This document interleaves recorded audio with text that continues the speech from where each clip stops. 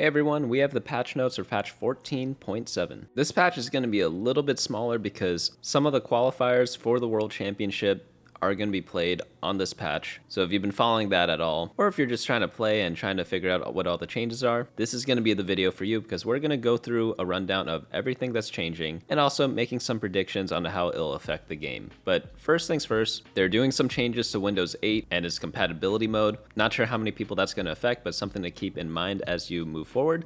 But let's go on into the system changes, and the first one is more of like a housekeeping item. I've been on and off on which direction to go for this, but essentially all Radiant items are going to be renamed to Radiant item instead of having unique names. For example, Thieves Gloves might be named Rascal Gloves as a Radiant item. I always thought the unique names were kind of cool, but no one really ever called them that, so it created a bunch of unnecessary confusion. So I think in the long term, it probably is a good change, but it does kind of feel like it loses some of that flavor or character. But next up we have is carousel prioritization. If you don't pick an item on stage 5 and beyond, it will now prioritize a completed item over the highest cost champion if possible. So now if you disconnect or like someone trolls your pick by taking it at the last second as you're running towards it, and then you can't decide which one to go for, you're going to be punished a little bit less because you'll get some random full item instead of potentially a component. So this is another good quality of life change. Like, I don't see any downsides there. Next up we have is large changes. We have the Cypher base loss value is going to be nerfed a little bit. Did they have like an infographic as a summary up here? I don't believe they did. No, they don't have one over here. They have one for the rotating shot, but not for all the changes. But essentially, Cypher's being nerfed. I have always listed Cypher as definitely viable. Like, pretty much everyone uses it, but especially in like pro play, they take advantage of Cypher to levels that is way beyond what most people do because they can manage the loss streaks and manage their health pool much better than everyone else. So as you get better at the game, Cypher becomes better and better. So in preparation for the championships, they are going to be nerfing it a touch. Executioner bonus crit chance, this one is going to be buffed up a little bit at the later Executioner. I've not seen too many Executioner comps, but at 4 and 5 Executioner, it's going to be changed from 45 and 50 to 50 and 55, which is a pretty big jump from 2 and 3 Executioner. Hopefully this breathes a little bit of life into Rengar because he definitely is a fun character to watch. Next up we have is Exotech 7. This was one of the most dominant comps of the last patch. It was on my S tier as a sole comp in the S tier on bunnymuffins.lol/meta, but the HP is going to be nerfed by 30. Exotech Hollow now grants 15% attack damage, and then Nitro HP per stack is going to be buffed up by 1. Nitro's kind of in that awkward spot where it's like, it definitely is playable, but it's not something that you go that often. I think that a small buff definitely does make a lot of sense, but to be honest, I think it might need to be buffed up a little bit more. I don't think this is going to push it into like high A tier or anything like that. Maybe it might go from like B plus to A minus. But after that, we have Vanguard 6, Shield going to be nerfed by 3%. Vanguard's very popular because it's played in a bunch of different comps. People play it with Kog'Maw, people play it with Aphelios and Xayah, and it's definitely favored now over 4 Vanguard with like 4 DPS traits. Instead, you just do 6 and 2. So probably nerfing it just a touch does make a bunch of sense. I don't think this is gonna like be a game-breaking meta change or anything like that, but I probably do agree with this. Next up we have are the 1 costs. Dr. Mundo healing HP ratio of 5% to 2%. That's pretty big. While we've enjoyed seeing a 1 cost reroll line focus around one giant powerful Dr. Mundo, one could refer to him as a gorilla. We're not convinced that even 100 smaller, less powerful units could take him on, so we're reducing his power ceiling by lowering his max HP heal ratio while strengthening the weakest 1 cost in his go-to comp to even the odds. So Vi shield AP ratio is going to be nerfed at 1 and 2 star, but then buffed at 4 star. Zyra main Vine damage is going to be buffed up a little bit. That's the thing they were talking about with Dr. Mundo. And she's going to be buffed up at every star level for both her primary and secondary damage. 2 cost champions, Shyvana, HP gain is going to be bumped up a tad. That definitely helps Nitro out a little bit more, as she is probably one of the most crucial units to 3 star, at least in my opinion, because she's such a great item holder with the Bastion, but all her star levels are going up. Graves, Wit's End, and Titanic Hydra will only trigger 1 time per attack instead of 5 times.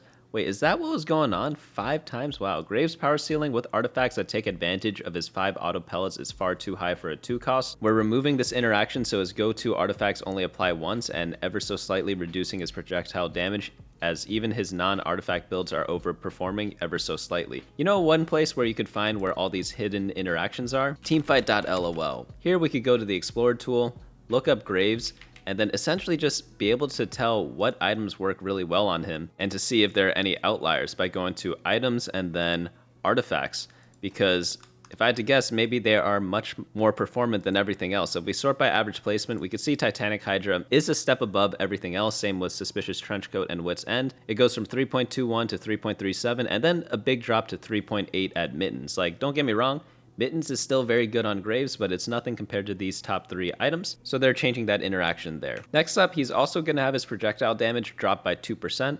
Not too big, but definitely will affect him. I wonder why they left Suspicious Trenchcoat alone though, because it seems like this was the other outlier item. Maybe they address it later on. 4-cost champions, any mini fireball damage is going to be dropped a little bit. Yeah, the Strategist AMP comp is probably one of the highest cap comps that is played often, just because it uses a lot of legendaries, and the legendary trait bonuses definitely help out the rest of the units that are in the comp, such as Annie with the AMP buff. So this definitely makes a lot of sense. Like, all those like very high A tier comps definitely need a touchdown.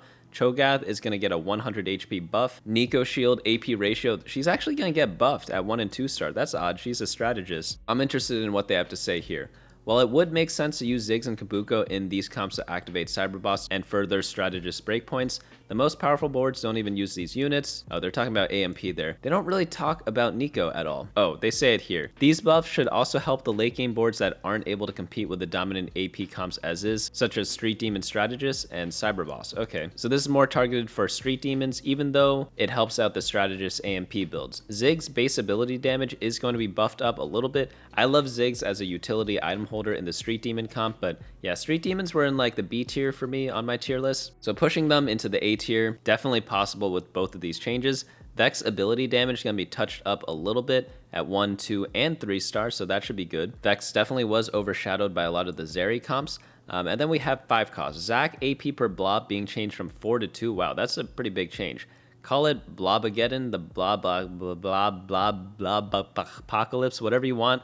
Zac's been popping up at the top of damage and damage taken charts alike thanks to his blobware. We're lowering the AP he gets from each blob, but increasing the AP ratio, so if you want to equip AP items on him, you still can play this tanky boy as a Trojan carry. His AP ratio is going to be bumped up a bunch to kind of compensate, so overall he probably still should be playable after these changes. He's just going to scale a bit differently. Samira base bullets is going to be changed from 20 to 22, and bullets per AMP 2 to 1. So the more AMP you have, the weaker it's going to be compared to before, but the fewer you have, the stronger she's going to be. So this is going to be helping out Street Demon a bunch, but probably hurting the Strategist AMP comp that most people were playing before. Next, we have augments. Think Fast has been disabled. They apparently like to disable this to compensate for ping, because when they play the World Championships, for example, some people play on 200 ping and some people play on 30 ping. And when you have 200, your think fast is just much worse, you know? So that's why they're getting rid of that. I think it's a very fun augment, but it's probably too powerful in the hands of a pro as well. Last Stand HP going to be dropped by 50 health. Luden's echo damage is going to be raised at both the base level and the scaling level. And then overclock disabled, spare parts disabled. Oh, why are they doing that? We're disabling spare parts Nitro due to a bug with the turret and overclocked AMP because honestly, it's not our best work. You know what? At least they're not afraid to admit it. Overclock asks you to run AMP but not play the comp as a pure vertical, which is a bit counterintuitive. What about Board of Directors then? Because that one is for Divinicore, but it limits you to 3 or less. But then this gives you rerolls while asking you to equip items on your AMP units, which also doesn't make a ton of sense. Yeah, I guess this one's worse than Board of Directors. Yeah, Board of Directors still makes sense then, right? It just changes a little bit of how you play it. Whereas this one, it's kind of counterintuitive. Yeah, that makes sense. Thorn-plated armor healing is going to be dropped by 5%. I didn't know this one was that strong, that it warranted a nerf. I mean, like in the early game, any item augment's going to be good, so that's when you want to take Thorn-plated. I guess maybe they're sustaining a little bit too much with that. Small changes, small like 3 AD. Vayne is going to get a 3 attack damage buff. Didn't they already give Vayne a couple or a bit of attack damage, or was it attack speed before? I forget. Whatever the case, Vayne is getting additional buffs. I think she's playable after this. Like, I know it's small, but like she attacks so many times that it definitely does add up a ton, right? Fiddlestick's attack speed is going to be bumped up by 0.05. Misfortune AD up by 3. I wonder why they're using the number 3 so much. Misfortune 7 Syndicate piercing damage is going to be bumped up by 7%. Renekton is going to have 100 HP added onto him. Now for the augments, we have Memory Bank, no longer offered on stage 3-2. That's a Dynamo one. is a great trade augment when you can really get it online early and spend enough mana to gain its reward. It's not so great when you get it offered late and falls substantially behind the curve. Normally when they do this, they have like a plus version for 3-2, but I guess, yeah, maybe removing it is fair enough. Double up, we've got some significant double up updates with the goal of reducing frequency of 3-star 4 costs. So Teamwork Cannon cooldown is now based on unit cost instead of star level. 33335, 33355 for 1, 2, 3, 4, and 5 costs. Teamwork Cannon can now only send 1-star units, and the Duplicator Gift Armory has been replaced by 3 lesser duplicators, and then removed reinforcement from the mode as well. Remix Rumble Champions Kaisa ability AD damage is going to be buffed up a little bit, AP damage up a little bit as well, and then the finale damage for Kale is going to be buffed too. Lulu ability AP damage is going to be buffed up. Secondary damage, same thing. Stun increased damage, same thing. And then Misfortune is going to be the only one receiving a nerf, both for the primary and secondary AD damage effects. Now onto augments, blinged out health 70 to 60 and blinged out attack speed 7 to 6%. And then now we have Pengu's Party. I feel like there are so many TFT game modes now. Do they have more than League of Legends? That's kind of crazy to think about. But since this is like the super fun game mode or like purely for fun game mode, it's all buffs, makes a lot of sense. Bronze Rebel damage is going to be bumped up, the shield bumped up, same with the prismatics, Dragon Lord stun duration, Dragon Lord percent true damage, man, I forgot that that trait existed. And then they're buffing up Pyro attack speed per 5 cinders. Anyone else remember the Pyro Varus builds? Those are really fun to do. Bronze Conqueror AD and AP granted, Jazz bonus health per trait, and damage amp per trait are all going to be buffed up at the bronze and prismatic versions. Champions from traits, Yordle Lord Vagar ability damage is going to be buffed up from 300 to 330. Storyweaver Kale ability damage is going to be buffed up at, I believe it's 7 and 10 Storyweaver, or was it 7 and 9? I forget. And then the same thing with the passive on hit and base AD per level. Next up, we have opening encounters and hacks. Pengu's Garen 7 to 9%, Hack Birthday Pengu 5 to 8%, and then they're dropping component anvil 4%, and then triple gold augments by 1%.